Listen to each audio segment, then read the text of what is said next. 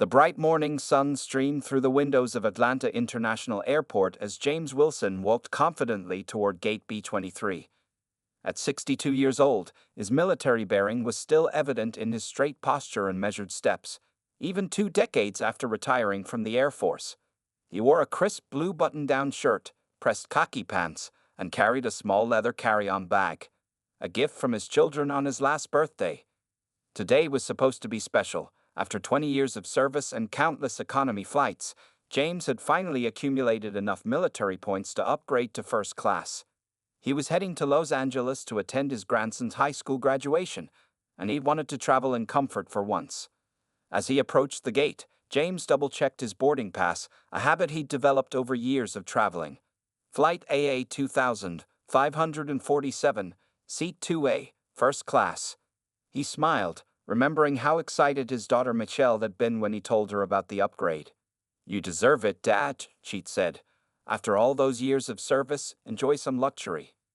The boarding process began smoothly enough. James was in the first group called, along with other first-class passengers. He noticed he was the only black person in the priority boarding line, but that wasn't unusual in his experience. As he handed his boarding pass to the gate agent, a young woman with blonde hair, her smile flickered slightly as she scanned his ticket. "Could you show me your ID as well, sir?" she asked, despite having already checked it during security. James complied without complaint, pulling out his military ID along with his driver's license. The gate agent examined them longer than she had for other passengers, her eyes darting between the documents on his face. "Is there a problem?" James asked quietly, maintaining his composure. "No problem," she replied quickly, handing everything back. "Enjoy your flight, sir." As James walked down the jet bridge, he could feel eyes following him. He experienced this before: the subtle looks, the slight hesitations, the unspoken questions about whether he belonged. After 40 years of navigating these situations, he learned to keep his head high and let his dignity speak for itself. Entering the aircraft, James was greeted by 2 flight attendants. The first, a middle-aged woman named Patricia according to her name tag, smiled automatically but then froze for a split second when he turned toward the first-class cabin. The second attendant, a younger man named Brian, quickly stepped forward. "Sir, this is the first-class cabin," Brian said, his tone suggesting James might have made a wrong turn. "The main cabin is—" James calmly held up his boarding pass. "Seat 2A, he said clearly, his voice steady and dignified. 20 years in the military had taught him how to handle such situations with grace. Ryan's face flushed red as he quickly scanned the boarding pass. "Of course, sir. My apologies. Right this way." As James settled into his leather seat, he noticed the subtle reactions of his fellow first-class passengers. The businessman across the aisle did a double-take.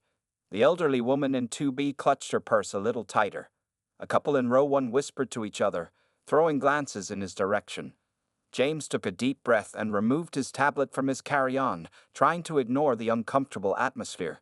He opened his grandson Michael's graduation photo, reminding himself why he was making this trip. The boy's bright smile and Air Force ROTC uniform made his chest swell with pride. The pre-flight service began, and James noticed Patricia, the flight attendant, serving drinks to other first-class passengers. She moved efficiently from seat to seat, offering champagne and orange juice. When she reached his row, she seemed to hesitate. "Would you like to see your boarding pass again?" she asked, loud enough for nearby passengers to hear. James felt a familiar weight in his stomach. He'd hoped, after all these years, after serving his country, after reaching this point in his life, things would be different. But here he was, about to face what he suspected would become a very long flight. Little did James know that the next few hours would not only test his patience and dignity, but would also spark a national conversation about discrimination in air travel. As the plane prepared for takeoff, he couldn't have predicted that his simple first-class flight would become a viral story that would outrage millions and force an entire industry to confront its biases. As the flight reached cruising altitude, James Wilson tried to focus on his tablet, but the tension in the first-class cabin was becoming increasingly difficult to ignore. Patricia, the flight attendant, had already served everyone else their drinks, yet his section remained conspicuously unattended. After 15 minutes of waiting, James pressed his call button. He watched as Patricia walked past him to answer a call from row 3 instead. When she finished attending to that passenger, she finally approached his seat, her smile not quite reaching her eyes. "Yes, sir?" she asked, standing slightly farther from his seat than she had with other passengers. "I'd like a glass of water, please," James said politely, maintaining the composure that had served him well through decades of similar situations. "Of course. Could I see your boarding pass one more time?" Patricia's voice carried through the quiet cabin, causing several passengers to turn their heads. James felt his jaw tighten, but his voice remained steady. "Ma'am, this is the third time I've been asked to show my boarding pass since boarding. Is there a particular reason for these repeated verifications?" Before Patricia could respond, a well-dressed man in his 40s sitting across the aisle spoke up loudly. "There must be some mistake. I've been flying first class for years, and I've never seen." He left the sentence hanging, but his implication was clear. James turned to face the man. "Never seen what, sir?" he asked calmly, though his heart was pounding. "Never seen a black veteran in first class?" The cabin grew uncomfortably quiet. A young woman in row 1, who appeared to be in her mid-20s, had stopped pretending to read her book and was now openly watching the scene unfold. She discreetly pulled out her phone. "I didn't say that," the man backpedaled, though his expression remained confrontational. "I'm just saying there might be a mix-up with the seating assignments. It happens." James reached into his pocket and pulled out not only his boarding pass but also his military ID. "No mix-up, sir.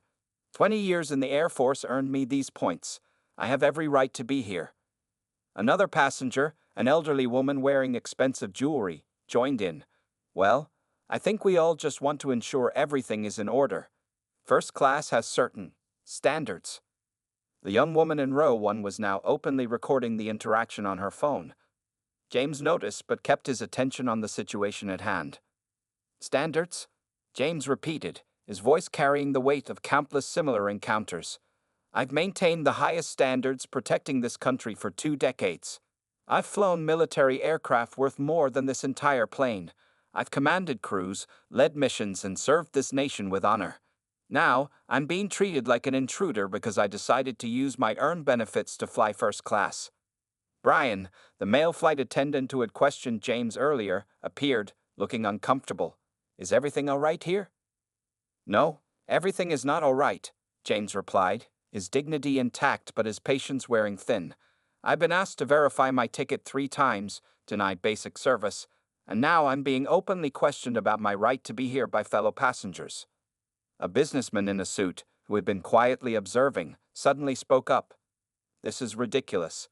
I'm a platinum member with this airline, and I'd never seen such treatment. Let the man enjoy his flight in peace." Patricia, still standing there with an empty water glass, finally moved to the galley and returned with water. As she placed it on James's tray table, her hands were shaking slightly. The young woman who had been recording stood up. "I'm Sarah Chen, a journalist with the Daily Post. Sir, would you mind if I got your name? This kind of discrimination needs to be exposed." James looked at her, then at the other passengers who had questioned his presence. He thought about his grandson Michael, preparing to enter the Air Force himself. Would he face the same battles? Would he have to constantly prove he belonged in spaces he had earned the right to occupy? "My name is James Wilson," he said clearly, making sure his voice carried. "Lieutenant Colonel James Wilson, United States Air Force, retired. And yes, Ms. Chen, you may use my name, because this isn't just about one flight or one airline. This is about dignity, respect, and the right to exist in spaces we've earned, without having to continuously justify our presence." The cabin fell silent again, but this time, the silence felt different.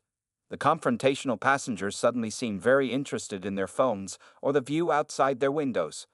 And Sarah Chen's phone kept recording, capturing a moment that would soon spark a national conversation about race, respect, and the lingering prejudices in American society. The tension in the first-class cabin continued to build as the flight progressed over the American heartland. Sarah Chen's phone had become a silent witness, its lens capturing every uncomfortable moment. James Wilson sat straight in his seat, his military bearing more pronounced now, as if his posture alone could defend his dignity. A new flight attendant, Maria, had taken over service in the first-class cabin after what appeared to be a heated whispered conversation with Patricia in the galley. Unlike her colleagues, Maria approached James with genuine professional courtesy. Would you like anything to eat, sir? She asked, presenting him with the first-class menu.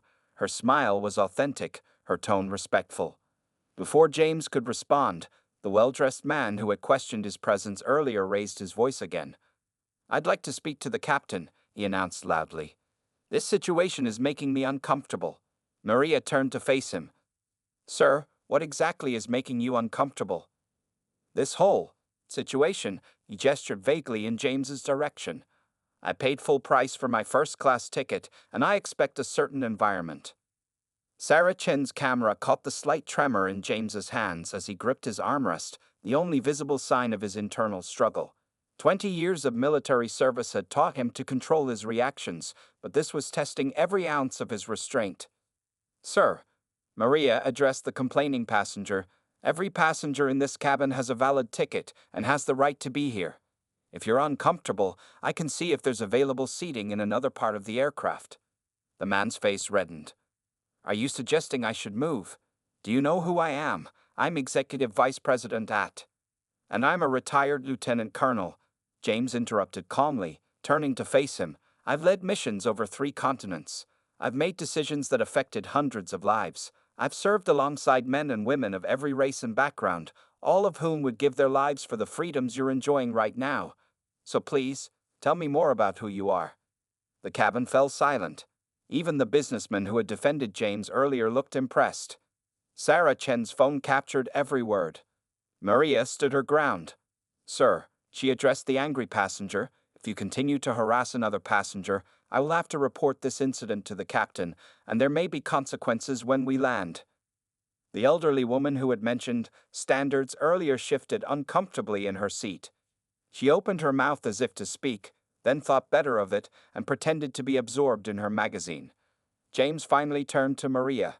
"I'll have the grilled chicken, please, and thank you for your professionalism." As Maria walked away, a young man in uniform, who had been sitting quietly in the last row of first class, stood up and made his way to James's seat. He stopped and rendered a perfect military salute.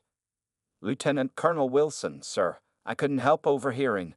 I'm Second Lieutenant Mike Roberts, currently stationed at Travis Air Force Base. It's an honor to meet you."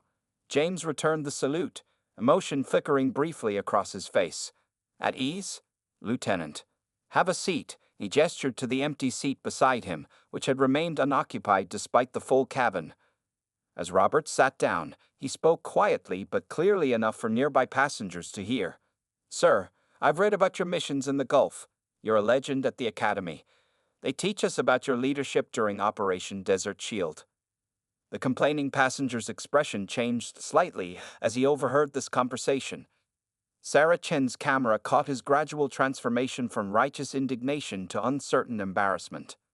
James and Lieutenant Roberts began discussing their shared experiences, their voices carrying naturally through the cabin. They talked about bases they both served at, commanders they'd known, and the changing face of the Air Force. With each passing minute, the other passengers' discomfort seemed to shift from James's presence to their own earlier behavior. Maria returned with James's meal, and as she served him, she said loudly enough for everyone to hear, "Thank you for your service, Colonel Wilson, both then and now. Some battles," she glanced meaningfully around the cabin, "are fought long after we leave the battlefield." As the flight continued over the Midwest, the first-class cabin had transformed. The earlier tension had been replaced by something else, perhaps shame, perhaps recognition, or perhaps the beginning of understanding. And Sarah Chen's phone kept recording, documenting a moment that would soon force millions of Americans to confront their own biases. As the flight entered its 3rd hour, the atmosphere in the first-class cabin had shifted dramatically. The viral moment was already taking shape, though none of the passengers yet realized it. Sarah Chen had been quietly sending short clips to her editor, using the plane's Wi-Fi, and the first segments were beginning to circulate on social media. James Wilson sat listening to Lieutenant Roberts share stories about the changes at the Air Force Academy when his phone buzzed with a text from his daughter Michelle. "Dad, are you okay? There's a video going viral of you on a flight. Please call me when you land." James looked up at Sarah Chen, who gave him a small nod. "It's already getting traction, sir," she said quietly. "People are angry about how you're being treated. The airline's social media accounts are being flooded with comments." The well-dressed executive who had caused the earlier scene was now furiously typing on his phone.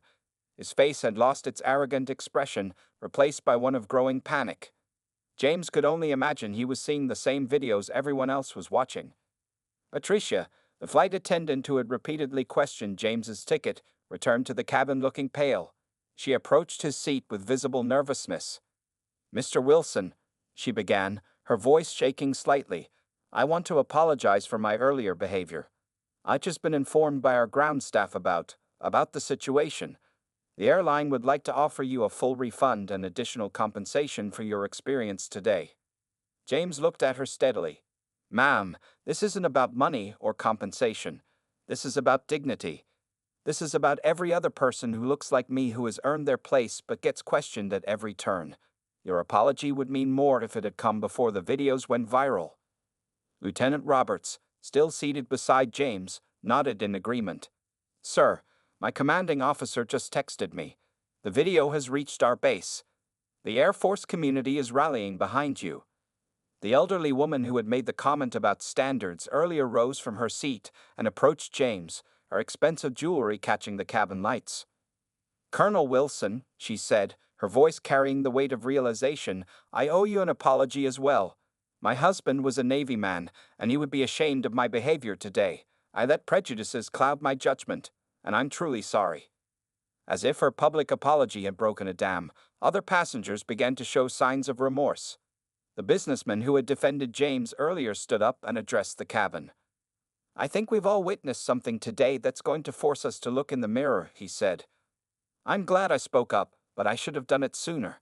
This isn't just about one flight or one incident. This is about how we treat each other every day." James's phone continued buzzing with notifications. His grandson Michael had texted, "Grandpa, you're trending. You're showing us how to stand up with dignity. Can't wait to see you at graduation." Maria returned to the cabin with an update. "Colonel Wilson, our captain would like to speak with you after we land. Also, sir, there are apparently news crews gathering at LAX. The airline's PR team is trying to handle the situation." Sarah Chen looked up from her phone. "It's not just news crews. Veterans groups are organizing a welcome reception at the terminal. This story is touching a nerve across the country." James sat quietly, taking it all in. This wasn't what he had planned for his flight to his grandson's graduation. He had simply wanted to enjoy the first-class experience he'd earned through years of service. Instead, he had become the center of a national moment. The executive who had demanded to speak to the captain earlier was now receiving his own messages.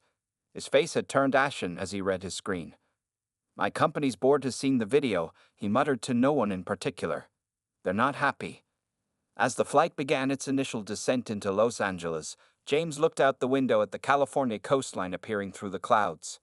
He thought about his grandson Michael, about to graduate and enter the Air Force himself. He thought about all the battles fought and won, and those still to come. Lieutenant Roberts touched his arm gently. "Sir, what you did today, standing your ground with such dignity, that's going to change things. Sometimes the most important missions aren't the ones we plan for." James nodded, watching the city grow larger below them. This flight had become more than just a journey to a graduation. It had become a moment of reckoning, a mirror held up to society's face, and a catalyst for change that would extend far beyond the confines of this first-class cabin. As Flight AA 2547 touched down at Los Angeles International Airport, James Wilson could see the flashing lights of news vans through his window. The pilot's voice came over the intercom, sounding more formal than usual. "Ladies and gentlemen, we've arrived at LAX. We ask that all passengers remain seated until we reach our gate. Also, we've been informed there's a significant media presence at Terminal 4. Airport security will be assisting with deplaning procedures." Sarah Chen was still documenting everything on her phone. "Colonel, your story has exploded. The original clips have been viewed over 2 million times in the past 3 hours. Major networks are picking it up." James checked his own phone, which had been continuously buzzing. His daughter Michelle had sent multiple messages. "Dad, CNN wants to interview you. The Air Force Times is calling me for comment. There are hundreds of veterans heading to LAX to support you." The executive who had caused the initial confrontation was now on the phone with what appeared to be his company's PR team. "Yes, I understand the severity. Yes, I know the video makes it look bad. No, I didn't realize someone was filming. As the aircraft taxied to the gate, Maria approached James one last time. Sir, airline management has requested that you exit first. They have representatives waiting to speak with you. Also, she lowered her voice. Many of us crew members want you to know we stand with you. What happened today was wrong. Lieutenant Roberts stood up, straightening his uniform. Colonel Wilson, with your permission, I'd like to escort you off the aircraft. It would be an honor. James nodded, feeling the weight of the moment. This had become something far bigger than a personal incident. His phone showed messages from civil rights organizations, military associations, and even several politicians. The elderly woman who had apologized earlier spoke up again. Colonel, I've been thinking about what happened today. I'm on the board of several charitable organizations. Would you be willing to speak at our next event about your experiences? People need to hear this. Before James could respond, the plane reached the gate.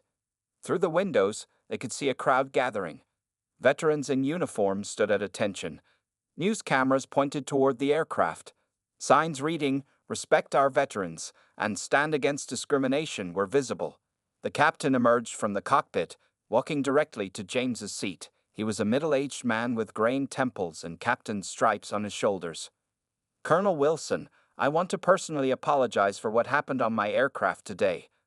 As a fellow veteran, I'm ashamed this occurred under my command. The airline CEO is on his way to LAX to address this situation personally. Patricia, the flight attendant who had initially questioned James's ticket, stood nearby, looking mortified as she watched the gathering crowd through the windows. The corporate executive who had complained was now trying to arrange for a different exit from the aircraft, away from the media. Sarah Chen stood up, still recording. Colonel Wilson, would you be willing to make a statement? This could be a powerful moment for change in how airlines and other institutions treat people of color, especially veterans. James took a deep breath, thinking of his grandson Michael. This wasn't the quiet trip he planned, but perhaps it was the trip that needed to happen. His phone buzzed again.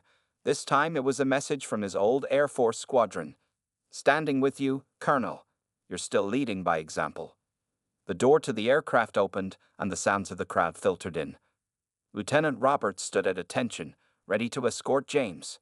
The other passengers watched in silence, many of them recording the moment on their phones, perhaps understanding they were witnessing something historic. As James stood to leave, he turned to address the cabin one final time. Today started as a simple flight to see my grandson graduate. It's become something else. A reminder that dignity isn't a privilege, it's a right. And sometimes, the battles for respect don't end when we take off our uniforms. The passengers sat in respectful silence as James made his way to the exit, Lieutenant Roberts at his side. Sarah Chen followed, still documenting every moment. Through the windows, camera flashes intensified as word spread that he was about to emerge. James squared his shoulders, the same way he had done before every military mission.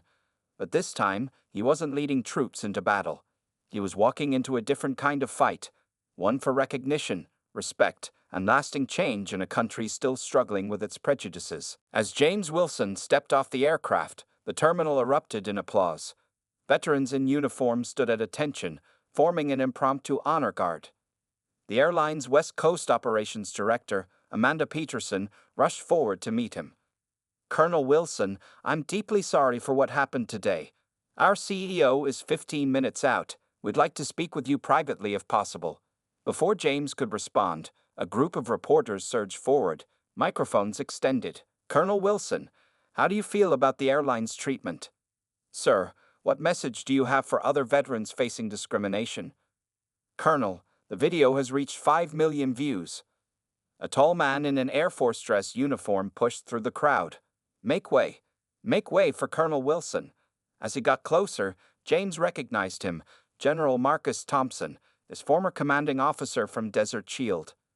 James, General Thompson said, extending his hand. When I saw those videos, I got on the first flight from Edwards Air Force Base. This isn't just about one flight anymore. The Pentagon's involved now. The terminal had become a sea of phones and cameras. The other passengers from first class were now emerging, trying to slip past unnoticed. The executive who had caused the scene attempted to cover his face with his briefcase as reporters called out questions. James's daughter Michelle pushed through the crowd, tears in her eyes. "Dad," she hugged him tightly. Michael's waiting outside with some of his ROTC classmates. They've organized a motorcycle escort to the house. Sarah Chen was live streaming everything to her newspaper's social media. "The response is overwhelming," she reported. "Major civil rights organizations are calling for a congressional inquiry into discrimination in the airline industry. #RespectOurVeterans is the #1 trending topic nationwide." Suddenly, the crowd parted as the airline's CEO, Richard Martinez, arrived with his entourage. He looked harried, having clearly rushed from another engagement. "Colonel Wilson," he said, extending his hand. "I've been briefed on the situation. I want you to know that we're taking immediate action. The employees involved will face disciplinary measures, and we're announcing a comprehensive review of our training procedures." James looked at the CEO steadily. "Mr. Martinez, what happened today happens to people like me every day, in airports, restaurants, hotels. Anywhere someone decides we don't belong. Most of them don't have the protection of a military rank or the benefit of viral videos." The terminal fell silent as James continued. "I don't want anyone fired. I want them educated. I want real change, not just damage control." General Thompson nodded approvingly. "The Air Force is ready to assist with that education, Mr. Martinez. We have extensive diversity training programs that we'd be willing to share." Lieutenant Roberts, who had remained at attention beside James, spoke up. "Sir, my entire squadron is requesting to be part of any new training initiatives. We want to be part of the solution." The elderly woman from the flight had made her way through the crowd. "Colonel Wilson," she called out. "I've been making calls. The National Association of Corporate Boards is interested in creating a task force on transportation equity. They'd like you to lead it." James's phone buzzed again, this time with a message from the White House. "Colonel Wilson, the President would like to speak with you about your experience." The corporate executive who had complained during the flight was now being confronted by reporters who had identified him. His company had already issued a statement distancing themselves from his actions and placing him on administrative leave. Michelle touched her father's arm. "Dad, Michael's graduation is tomorrow. All this attention, are you okay with it?" James looked around at the crowd, at the veterans standing at attention, at the young Lieutenant Roberts representing the next generation of military leaders, at Sarah Chen still documenting everything, at the airline officials scrambling to make things right. "You know," he said quietly to his daughter, "I spent 20 years fighting for this country. Maybe this is just a different kind of service, making sure the country lives up to its promises for everyone." General Thompson clasped James's shoulder. "That's why you were always one of our best, James. You understand that the mission doesn't end when you take off the uniform." As the crowd continued to grow and more reporters arrived, James stood tall, his military bearing as straight as ever. This wasn't the arrival he had planned for his grandson's graduation, but perhaps it was the arrival that America needed, a moment of reckoning that would force the nation to confront its ongoing struggles with dignity, respect, and equal treatment for all. The following morning, news vans lined the street outside James Wilson's daughter's Los Angeles home. The story had grown exponentially overnight, becoming a national conversation about respect, dignity, and systemic discrimination. James nodded slowly. His phone hadn't stopped buzzing since yesterday. Congressional representatives had called. Civil rights leaders had reached out. Major news networks were offering exclusive interviews. The airline's stock had dropped 12 points at market opening. Michelle entered the room with a cup of coffee for her father. "Dad, you should see this." She held up her tablet, showing footage from morning news shows. The video from the flight was playing everywhere, followed by interviews with veterans, civil rights activists, and airline industry experts. "The airlines just announced new policies," Michelle continued. "Mandatory sensitivity training for all staff, a review board for discrimination complaints, and they're creating a diversity advisory council. They want you to lead it." Before James could respond, Sarah Chen called. She had spent the night writing a detailed article about the incident, and it was now the most read story on her newspaper's website. "Colonel Wilson," she said, "we've uncovered similar incidents at other airlines. Your story has opened the floodgates. People are coming forward with their own experiences. Congress is calling for industry-wide hearings. The executive from the flight had been identified by social media users. His company had issued a formal apology and announced his resignation. Patricia, the flight attendant, had released a public statement expressing deep remorse and asking to meet with James to apologize in person. Lieutenant Roberts arrived at the house, now accompanied by several other young officers. "Sir," he said, saluting James, "we've started a movement within the Air Force. Young officers are organizing diversity awareness programs at bases across the country. Your experience is becoming a teaching moment for the entire military." James looked at his grandson, seeing the pride and determination in the young man's eyes. Michael would be entering a different Air Force than the one James had joined decades ago, perhaps a more aware, more inclusive one. The elderly woman from the flight had kept her word. She'd organized a coalition of corporate board members who were pushing for industry-wide changes in how airlines handled discrimination. They'd already secured commitments from 3 major carriers for comprehensive policy reviews. A text message arrived from General Thompson. "James, the Pentagon is establishing a task force on discrimination in public transportation. They want your input. This is bigger than just airlines now." Maria, the supportive flight attendant from yesterday, had also reached out through social media. She was organizing a group of airline employees who wanted to be part of the solution, pushing for changes from within the industry. As they prepared to leave for the graduation ceremony, James saw the motorcycle escort assembling outside, veterans from multiple branches of service, ready to accompany him to the university. "Dad," Michelle said softly, "remember when you told me you wanted a quiet first-class flight to Michael's graduation? Sometimes the most important missions find us when we least expect them." James watched as more news vans arrived outside. He saw the veterans standing proud beside their motorcycles, the young officers in uniform waiting to escort him, and his grandson standing tall in his ROTC uniform. "You know," he said to Michael, "when I boarded that flight yesterday, I was just a retired officer going to see his grandson graduate. Now we're part of something much bigger." Michael straightened his shoulders. "You've given us another kind of mission, Grandpa. Your dignity yesterday, the way you handled everything. It's teaching us all how to stand up for what's right." A call came in from the Air Force Academy. They wanted to incorporate the incident into their leadership training curriculum. The airline CEO had announced he would personally attend today's graduation to present a new scholarship program in James's name for minority students pursuing aviation careers. As James prepared to leave for the ceremony, he looked at his reflection in the mirror. He saw not just a retired officer, but a man who had inadvertently become a catalyst for change. His simple desire to fly first class had transformed into a national movement for dignity and respect. "Ready, Dad?" Michelle asked, holding the door. James nodded, squaring his shoulders just as he had done countless times before missions. Today's mission wasn't about military objectives or strategic goals. It was about making sure his grandson's generation would face fewer battles for basic dignity and respect. The university stadium buzzed with anticipation as thousands gathered for the graduation ceremony. News cameras lined the back rows, their lenses focused on the special VIP section where James Wilson sat with his family. The Secretary of the Air Force sat beside him, along with General Thompson and several high-ranking military officials. Sarah Chen, now sitting in the press section, was still documenting everything. Her series of articles about the flight incident had sparked a national dialogue. Major companies had begun reviewing their customer service policies. The university president approached the podium.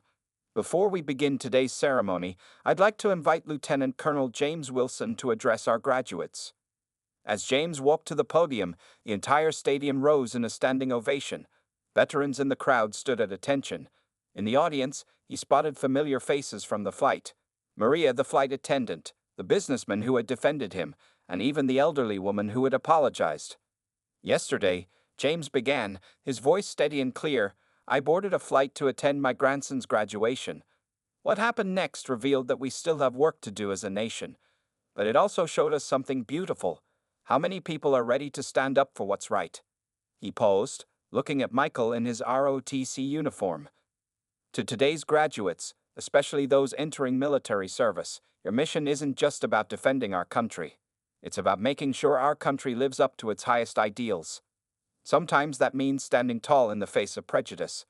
Sometimes it means being the voice for those who can't speak up. The airline CEO stood up from his seat, announcing there and then that the company was establishing the James Wilson Fellowship for Diversity in Aviation, a $1 million program to support minority students pursuing careers in the airline industry. Lieutenant Roberts and his fellow officers, seated in their dress uniforms, nodded in approval. They had already implemented new discussion groups at their bases, using James's experience as a teaching moment about dignity and leadership. As James returned to his seat, Michelle squeezed his hand. "Dad, look at your phone." Congress had just announced formal hearings on discrimination in the transportation industry. Civil rights organizations were reporting a surge in people coming forward with their own stories. The incident had become a tipping point, forcing corporate America to confront long-ignored issues.